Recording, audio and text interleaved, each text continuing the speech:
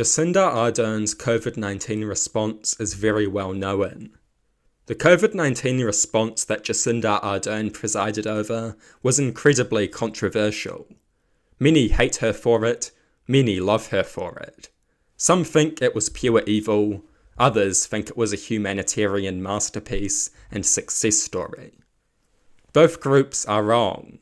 Jacinda Ardern's COVID response was excellent in some ways and terrible in others. That is the reality. It was not an evil totalitarian age. Anyone who says that has an intense victim mindset. And it was not a perfect success. Anyone who says that is kidding themselves. Ardern's COVID response was good in some ways and not very good in others. What was good? The initial response was very strong. The first lockdown was very good. While the rest of the world was being ravaged by the virus, New Zealand was virtually COVID-free. Our death rates were far lower than most other Western countries. By the time COVID did overrun the community, the vaccines had arrived, so the virus was far less devastating than it would have otherwise been. Labour increased life expectancy during a pandemic. That is an enormous achievement. In some ways, the COVID response was excellent, far better than the COVID response of most other Western states. Many other Western countries performed very poorly and were devastated by the virus.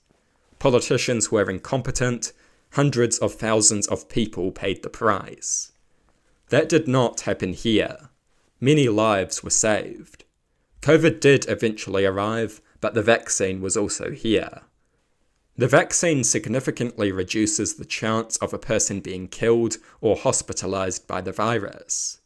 Many of us would have lost our parents or grandparents had Labour not performed so well. That is the reality.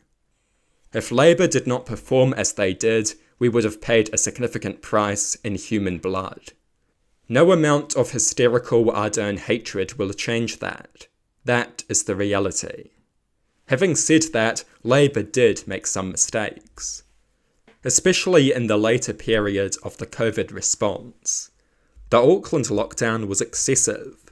The 2 shots for summer campaign was garbage. Rather than pointing out the medical benefits of vaccines, they tried to bribe people with freedom. Rather than emphasising the fundamental benefit of the vaccine, they emphasised a government-created incentive.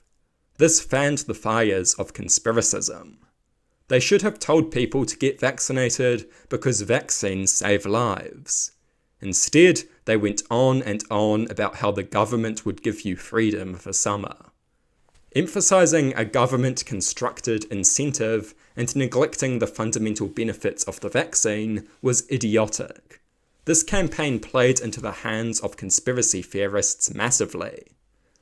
Another issue with the response concerned the vaccine mandates. I support vaccine mandates for healthcare workers. If you are going to be around sick and injured people, you should be vaccinated. To refuse without good cause is irresponsible, it endangers you and the patients. However, I do not support the broad mandates that ended up occurring. It became a total free-for-all, with companies applying mandates wherever they wished. Labour should not have let that happen. Labour is supposed to defend workers' rights. That means stopping employers from infringing on the bodily autonomy of their workers. Employers should not be able to infringe on the bodily autonomy of their workers by creating vaccine mandates as they wish. Mandates should be pushed by the government in limited high-risk industries. I do not support a free-for-all. This gives employers too much power over employees. And it is obvious coercion. Some people say, just get another job. That is much easier said than done. And that is the other issue. Labour promised that there would be no compulsory vaccines during the 2020 election, and technically there were not compulsory vaccines. They didn't start tying anti-vaxxers down and vaccinating them by force, but in a practical sense they were compulsory. Significant coercion was used to encourage vaccination. Most people cannot just abandon their jobs. People's jobs are the source of their livelihood. When your job is on the line, it is not a free choice. It is coercion, and Labour is smart enough to understand that. Oftentimes getting vaccinated was compulsory in every serious sense of the word. Not compulsory in a literal sense, but compulsory in a practical sense. Labour should have been more honest. They should have at least stated that they would be willing to use coercion to encourage vaccination. At least then they would have a proper mandate. At least then they could not be accused of misleading voters. Anyway, that brings my ramblings to an end. In my view, Jacinda Ardern's COVID response was complicated. Parts of it were great, parts of it were stupid. I am sure this video will anger everyone. This is a very controversial issue, and most people take a strong position on either side. They strongly defend Ardern, or they hate everything she has ever done. Too many people are like this. Politics becomes divisive and tribal. We need to be a little more nuanced. Hysterical losers have convinced themselves that Jacinda Ardern was a totalitarian dictator, New Zealand's version of Adolf Hitler.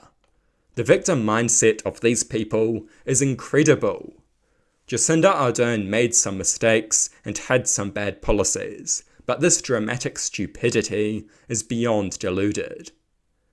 By all means, criticise Ardern all you like. I have criticised her many times myself, but she is not some kind of great, exceptional evil.